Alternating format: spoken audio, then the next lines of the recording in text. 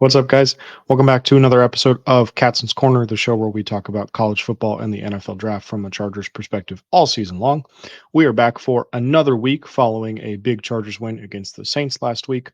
And this week, we're going to talk about some tight ends because the tight end trade market is bad. And so it doesn't seem like Los Angeles is going to be able to add a guy before the deadline.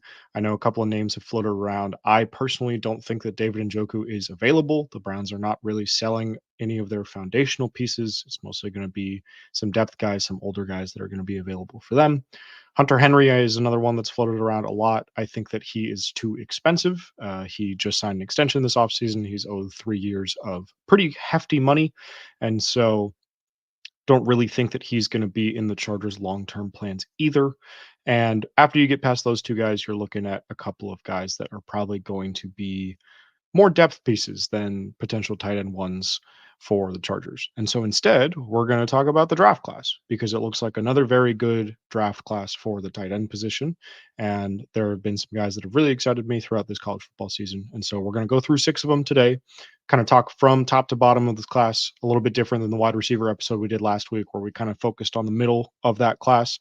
We're going to talk about some guys that are maybe going to be first rounders, going to talk about some guys that are going to be a little bit further down the board as well. Before we do all that, make sure you guys do all the YouTube stuff as always. Make sure you're subscribed to the channel, hit the notification bell so that anytime we go live, you are notified. I was lucky enough to do the post game stream with Steven this week with Tyler out at a wedding.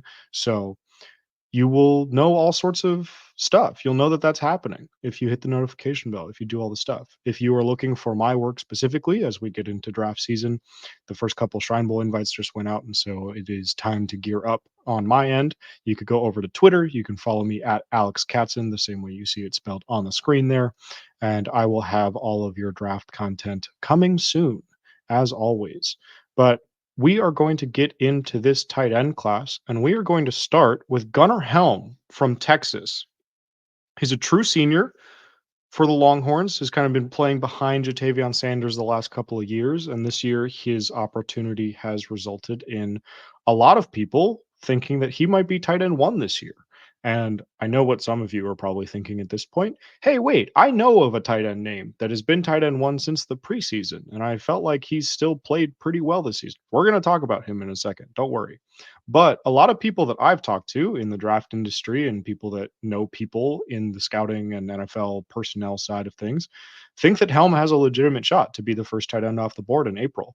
He's 6'5, 250 pounds. His receiving opportunity has increased every season. He's up to 239 pass snaps, according to PFF, this season. Last year, only had 198 of those. The year before that, as a sophomore, only 72. The year before that, as a freshman, only 3. So his opportunity has kind of increased exponentially with every year. Primarily was a blocking tight end before this season, obviously with Jatavion Sanders, now with the Panthers.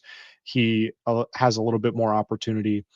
Texas has really used him in a variety of ways. He's got some formation versatility. He's played out in the slot. He's played out wide. I think it's about 70 snaps in the slot, about 30 snaps out wide this season. So if you think about the way that you can use a tight end in the modern NFL, right? Where you can move that guy around, create mismatches by putting him in the slot or putting him even out wide as a wide receiver and letting him work against some corners, get some contested catch opportunities and stuff. Helm is going to be your guy for that. Has some fantastic yards after catch ability. He's been a great receiver after the catch this season. Had 93 yards against Michigan in early on in the season. And a lot of those were yards after the catch. Texas is mostly throwing him the ball pretty shallow, although he has shown some pretty good deep route running ability as well. The only thing is he's been a little bit average as a blocker. He has improved a little bit over last season.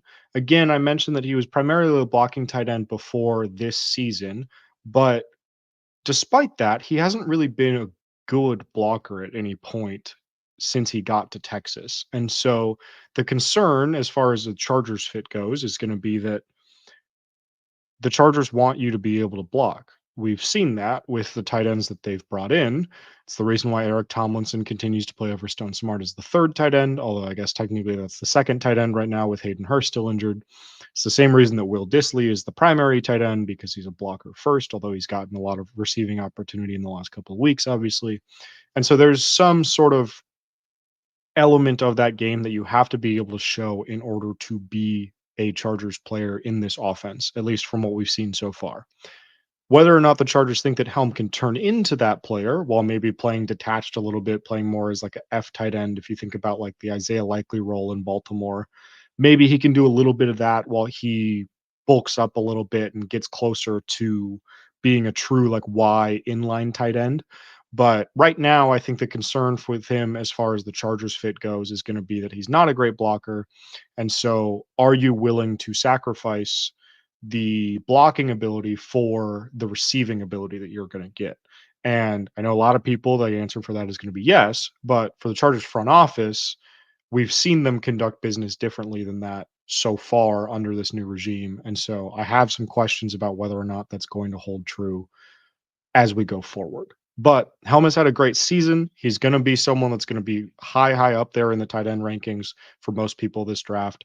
And so I think he's definitely a name to know for the Chargers, especially early on if you're looking for a tight end weapon. But I'm a little bit iffy on the fit there. Now, of course, you guys are probably thinking, well, Colston Loveland is the first tight end off the board. He has been the entire season. And that's true. And he hasn't really done anything to suggest that he shouldn't be. It's more so just that Helm has been that good this year. And the the issue that we get into, right, is that Loveland has also been pretty good. He has 256 snaps on the season. About 153 of those are in true passing situations, 101 in run blocking situations with Michigan's run heavy offense under Sharon Moore, who is obviously taking over for Jim Harbaugh now that he's with the Chargers.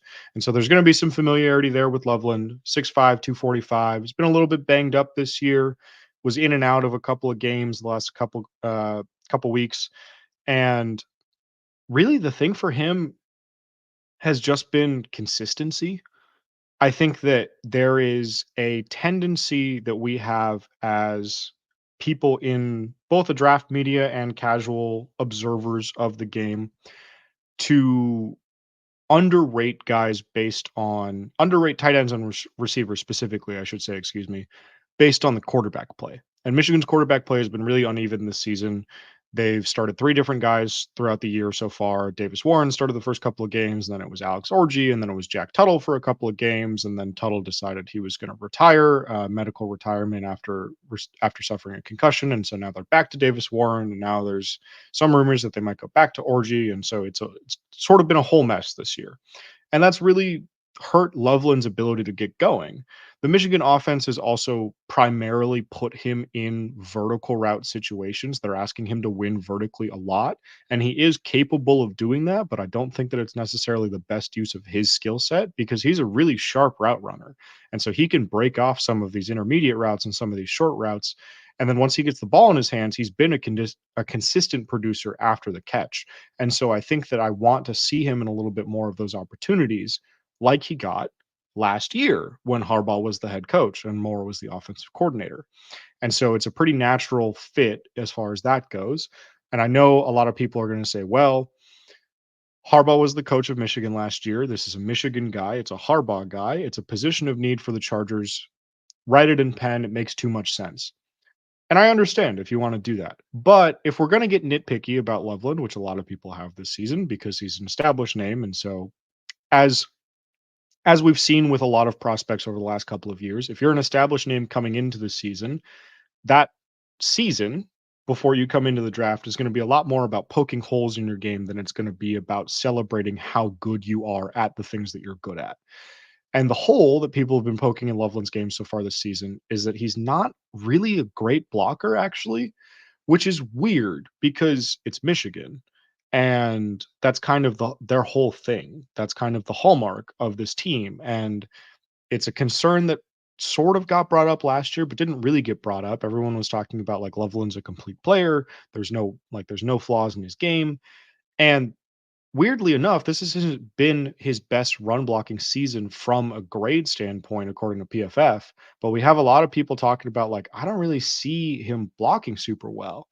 And that grade is only at a 56. And so it's not like he's blowing the competition away.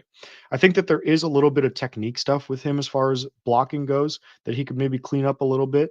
I would like to see some of that. I think that a lot of that is just again, this season has been so weird for that team that I think it's hard to get any development out of those guys. And so we're seeing some of those guys stagnate. We've seen that with Will Johnson too, who's been banged up a little bit at cornerback, that it just hasn't looked quite the same as it did last year. There's a little bit of championship hangover involved in that. There's a little bit of staff turnover involved in that. There's a lot of things involved in that. I still think that Loveland's an excellent player, probably still going to be in the mix for the Chargers' first round pick. And it kind of works out for the Chargers actually, because Loveland stock has started to fall a little bit from maybe middle of the first round to closer to late first round as the Chargers have continued to win games, where now the Chargers are sitting at 4-3. You have a little bit of playoff hopes. I know a lot of people want to push some chips in to the middle and trade for a playmaker to kind of make that playoff push. And if the Chargers do that before Tuesday's deadline next week, then you're talking about like, okay, this is a team that should be picking in the late first. And Loveland stock is sort of sliding to that area. And so it sort of seems like the two things are moving in concert. And so I think that we're going to be talking about Loveland a lot more as the winter and spring continue. But right now there's a couple of things that I think he needs to clean up just a little bit for me to feel like really excited about him as a prospect. But that's true for most prospects. A lot of prospects are not perfect. We're going to move on here to Tyler Warren out of Penn State. He has been one of the best receiving tight ends in college football this season. At 6'6", 261 pounds, you'd think maybe he's a little bit more of a blocker. He's a little bit heftier. But this is Penn State we're talking about. Penn State is known for producing freak athletes. Penn State is known for producing guys like this that are just huge, but make an incredible impact on the game as a move player. And Warren has done that. He had 17 catches for 224 yards and a touchdown against USC, which is a ridiculous stat line for anybody, but especially ridiculous for a college tight end, because as we may have talked about on the show before, college tight ends aren't necessarily super high volume receivers a lot of the time. And a lot of these guys that we've talked about so far and that we'll continue to talk about are sort of outliers in that respect. Harold Fannin Jr. at Bowling Green, who we're not going to talk about this week, is also sort of an outlier in that respect, where he's been like Bowling Green's best receiver this season. But most tight ends in college are not super involved in the passing game because it's just not really the way that college football works from a schematic standpoint offensively.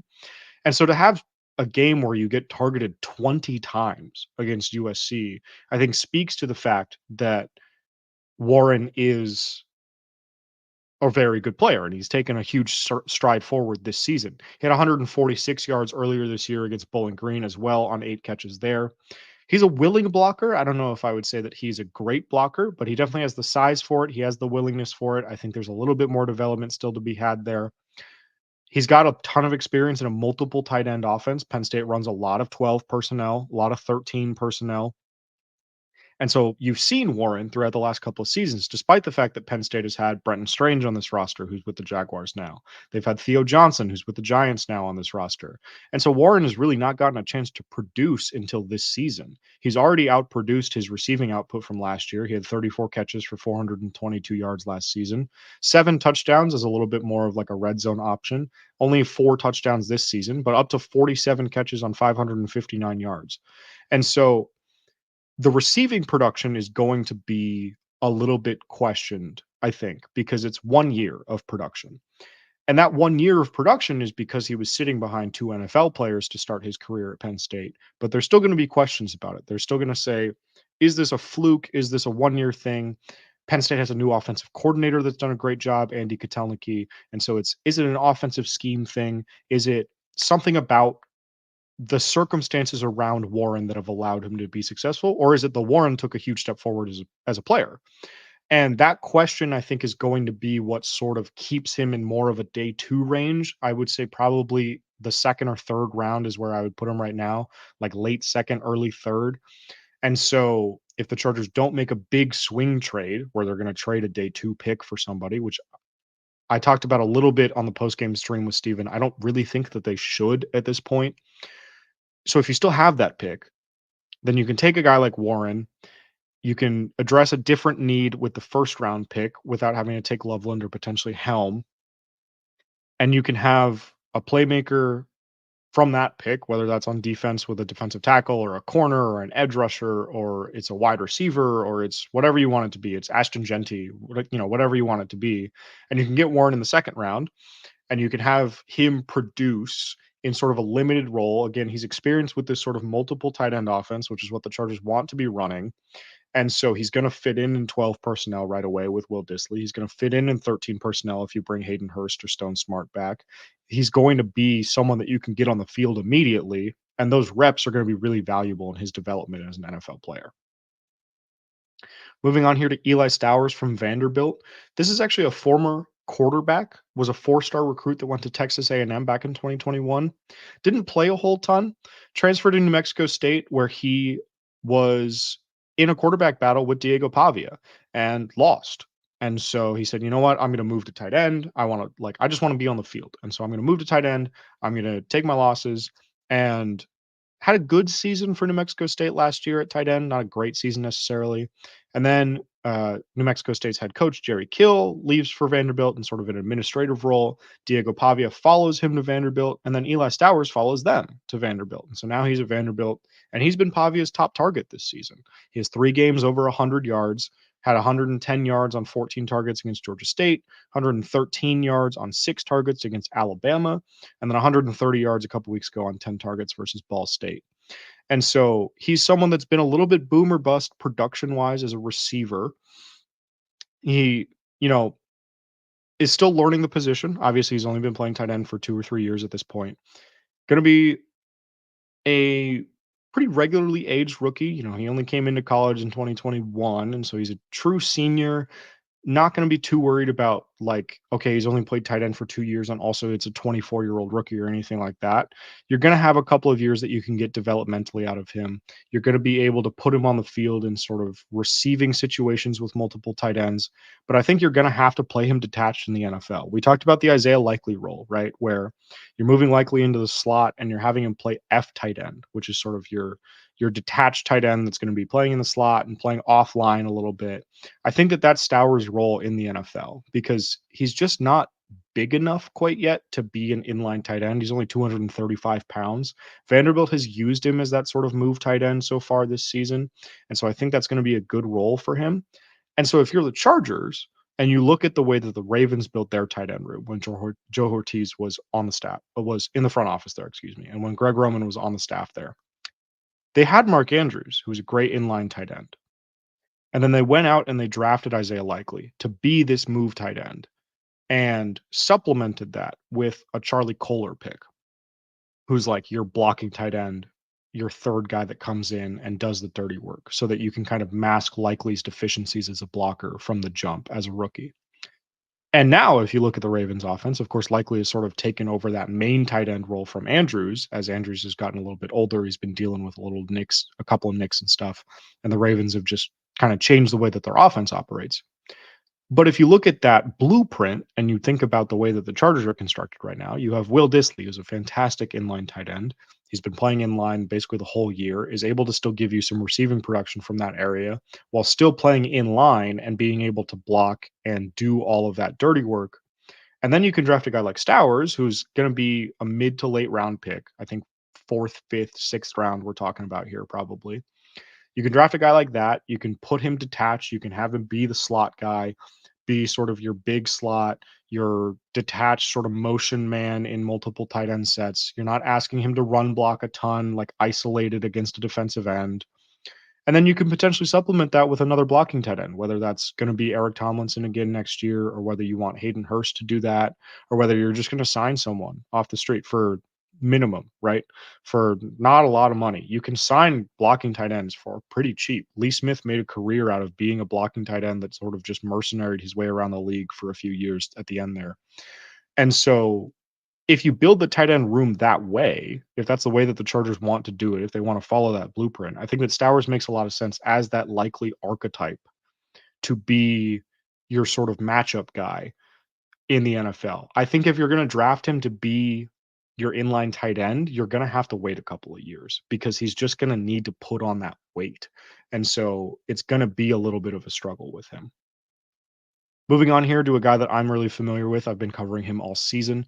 Latu out of Washington. huge. He's a huge guy, 6'7", 244 pounds. So a little bit lean, but he is so tall. He looks like a basketball player when you see him in shorts. He is He's had a really good season this year. He's really blossomed this season at Washington. Came over from Nevada. Before that, he was at Cal. Really didn't grade out well at Cal or Nevada his first 3 seasons in college. His best season was arguably his freshman year at Cal in 2021. Comes over to Washington. He does have a Washington connection because he's the younger brother of Colts edge Latu, who started his career at Washington, got medically disqualified, ends up going to UCLA, and so had a little bit of familiarity with the program. But he's really taken a huge step forward for the Huskies this season. He's been their main tight end because the presumed starter going into the year got hurt in the first game of the season. Washington has only been operating with 2 scholarship tight ends for most of the year, and so Latu has been asked to do a lot. He has over 200 snaps as a run blocker this season. He's PFF's 5th best run blocker in the country this year. And that's again playing pretty lean at 244 pounds as a 6'7" guy. And so if you're looking for the blocking aspect of that tight end archetype that we just talked about with Stowers, where it's like, okay, you need to supplement that with a Charlie Kohler type who's going to come in and be a blocker. Maybe that's Latu because he's not really getting a ton of draft buzz right now. I think he's going to be on the 7th round UDFA fringe, sort of like Devin Culp out of Washington was last season, sort of like a guy like Eric Tomlinson was, who was a UDFA. Guys like this, where again, blocking tight ends are not a premium asset. If you're bringing a guy in to mostly just be a blocker, they're not really a premium asset. That's someone that you can get later in the draft. The thing with Latu is that you also have some receiving upside. He has 28 catches this season, 265 yards, has yet to get in the end zone. He said this week, we talked to him on Tuesday. He did say this week that like yards after the catch is the big thing that he's focusing on for the rest of the season. He thinks that there's been a couple of opportunities for him to create a little bit more after the catch in this offense. And so I think that there's going to be some upside there. Washington still has to play Penn State and they still have to play Oregon. And so they're going to have some pretty big, highly touted matchups coming up here. And so if Latu is able to produce in those, I really think there's no reason why he can't get drafted. His season high in receiving yards was already against Michigan in that upset that they had. The question here is going to be the production. Again, we talked a little bit about with Warren, how it's mostly like 1 year of production. With Warren, you can argue it's like, okay, maybe it's a year and a half of production. But with Latu, it really is like 1 year of production. He's set a career high in receptions by 10 already. He's at a career high in yards. He's only scored 2 touchdowns in his whole career. And so the fact that he hasn't gotten in the end zone yet is not really a deviation from the way that he's played so far this in his career. And so it's still pretty modest production. He only has 700 receiving yards in his career. He does have, I think it's 124 pass blocking snaps in his career. And so there is some upside there as a guy that can be in on passing downs and you keep in as a blocker, where there's some production there already. There's some production as a run blocker there already, obviously. But this has really been a step forward for him as a run blocker this season, too. Before this, his run blocking grades were the highest he had ever had was a 55, and he's at a 74 this season. And so it's really been a 1-year jump. But he's also done that jumping from a Cal program that wasn't in a very good place the last couple of years, and then a Nevada program that was in a transition year, to doing this at a Power 4 school in the Big Ten. And so that 1 year of production, while questionable, I think you can get away with a little bit more by saying, like, this is a guy that transferred up to this program and has produced well. I think that he's going to end up in the draftable range for me. Closing out here with Wyoming tight end John Michael Gillenborg. This is a favorite of my friend Corey Kinnan, who does work over at Brownswire. He is a fantastic draft analyst. If you aren't following him already, you should be. But Corey discovered this guy in the summer. I've talked with him a little bit about him. Only a true junior, so a little bit of question as to whether or not he's going to come out this season. He's 6'5", 247 pounds. Only started playing football as a high school senior. And so was mostly a basketball player as a high school senior. Finally, his high school coach was like, come on, man, like, just let me get you out there for a few plays. Plays half a season, and it's enough to get a scholarship to Wyoming. So he goes to Wyoming. He's an athletic freak. He runs a 4.69 40 laser timed, 36-inch vertical, did all of those in the offseason this year. And he's a really savvy route runner for a guy that's only been playing football at all for 4 years. And the comp that Corey has given me is Mike Gesicki, which I think is pretty easy to see when you turn on his tape. And the thing with Mike Gesicki, as some of you may know, is that he can't block really at all. And so, like we talked about with Helm and like we talked about with Loveland, the blocking part of this equation is going to be a big part of this. There's going to be a requirement from the Chargers offense that you have to be able to block in order to play on this offense. It's one of the reasons why Stone Smart hasn't really been able to see the field. Even though we saw him improve as a blocker in the preseason, he has not improved to the level where the Chargers are comfortable putting him on the field, clearly. And so with Gillenborg, you have some of those same concerns. The thing is, though, with him is that, again, he's only been playing football for 4 seasons, and his frame is thin. Like, there's room to add weight on that frame. I think that there's been a willingness from him to block. There's been a desire for him to make an impact in that area. He's just not big enough to do it.